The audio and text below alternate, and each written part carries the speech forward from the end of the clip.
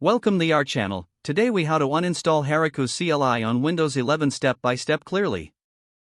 To uninstall Heroku CLI on Windows 11, start by opening the Start menu. Type Settings in the search bar and select the Settings app. In the Settings window, click on Apps from the left sidebar. Next, choose Apps and Features from the options on the right. Scroll through the list of installed applications until you find Heroku CLI. Click on Heroku CLI to reveal options related to the software. Select the Uninstall button that appears. A confirmation prompt will appear to confirm the uninstallation. Click Uninstall again to proceed. The uninstallation process will begin. Wait for it to complete, as it may take a moment. Once uninstalled, you can close the Settings window. To ensure all components are removed, open the command prompt. Type Heroku and hit Enter to check if any remnants remain. If you see an error message, Heroku CLI has been successfully removed. Finally, you may want to delete any remaining configuration files.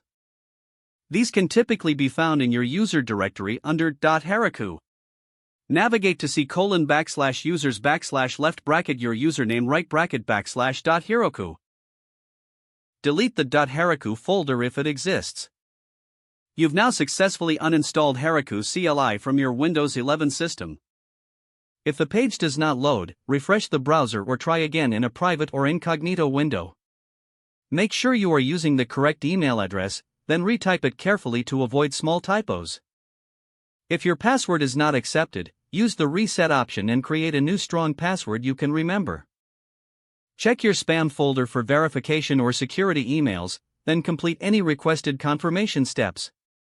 Enable two-factor authentication if available to improve account security and reduce unauthorized access risk. After signing in, review your profile details so your contact information and settings are accurate and current.